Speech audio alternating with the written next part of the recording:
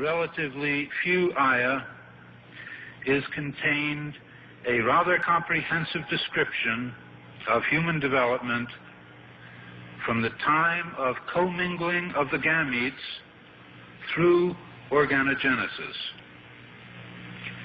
No such distinct and complete record of human development, such as classification, terminology, and description, existed previously. In most, if not all instances, this description antedates by many centuries the recording of the various stages of human embryonic and fetal development recorded in the traditional scientific literature. I find it very interesting that this sort of information is in the ancient scriptures of the Holy Quran, and I have no way of knowing where they would come from, but I think it is extremely interesting that they are there and that this work is going on to discover the meaning of some of the passages. Then you have flatly denied to be just, from a man or a human source. From who then do you think the original or the source of such information? Well, I would think it must be the divine being. In substance, the Quran describes not only the development of external form, but emphasizes also the internal stages, the stages inside the embryo of its creation and development, emphasizing major events recognized by contemporary science. Thank you for your attention. As a scientist, I can only deal with things which I can specifically see. I can understand embryology and developmental biology. I can understand the words that are translated to me from the Quran.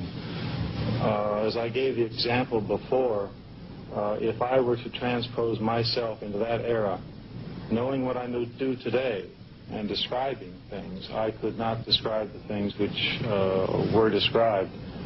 I see no reason, I see no evidence for the fact to refute the concept that this individual, Muhammad, had to be developing this information from someplace.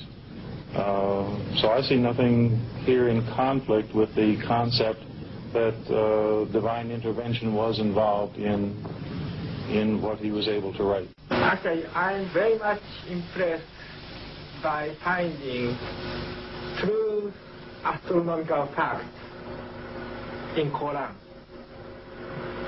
And for us, the modern astronomers have been studying very small fields of the universe. We concentrated our efforts for understanding of very small parts, because by using telescope we can see only a very few parts of the sky without thinking whole the universe. So by reading Quran and by answering to your questions, I think I can find my future way for investigation of the universe. Well, thinking of many of these questions and thinking where Muhammad came from, he was after all a Bedouin.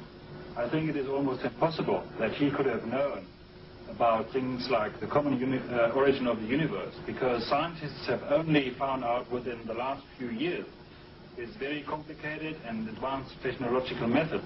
I think if you combine all these, and you combine all these statements that are being made in the Quran in terms that relate to the earth and the formation of the earth and science in general, you can basically say that the statements made there in many ways are true.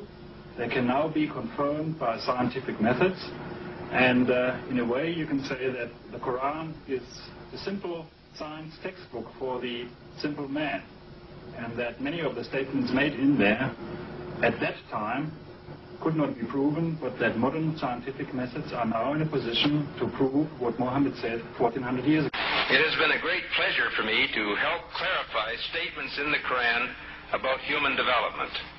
It is clear to me that these statements must have come to Muhammad from God or Allah, because almost all of this knowledge was not discovered until many centuries later. This proves to me that Muhammad must have been a messenger of God or Allah. Because the staging of human embryos is complex, owing to the continuous process of change during development, it is proposed that a new system of classification could be developed using the terms mentioned in the Quran and Sunnah. The proposed system is simple, comprehensive, and conforms with present embryological knowledge.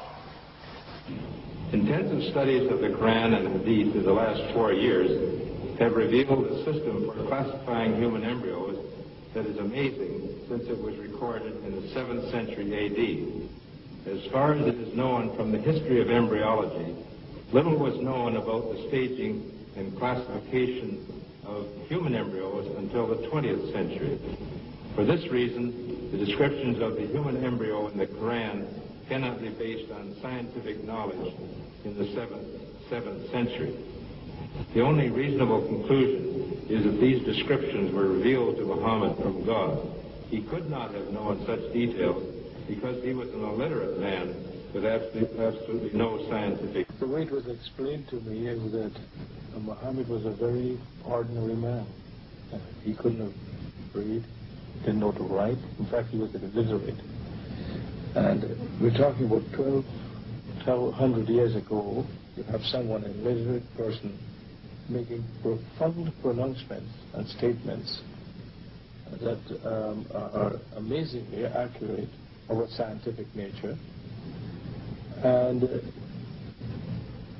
I personally can't see how this could be a mere chance. There are too many accuracies. And like Dr. Moore, I have no difficulty in my mind reconciling that this is a divine inspiration or revelation which led him to these statements.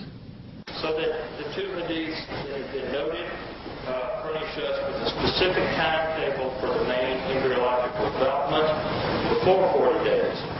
Again, the point has been made, I think, repeatedly by the speakers this morning.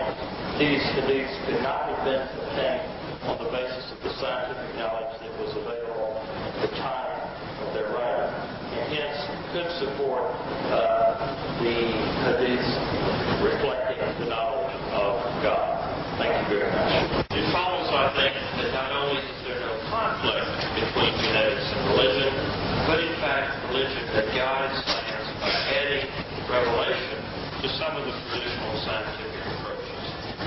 That there exist statements in the Quran shown centuries later to be valid would support knowledge in the Quran having been derived from God. Thank you very much.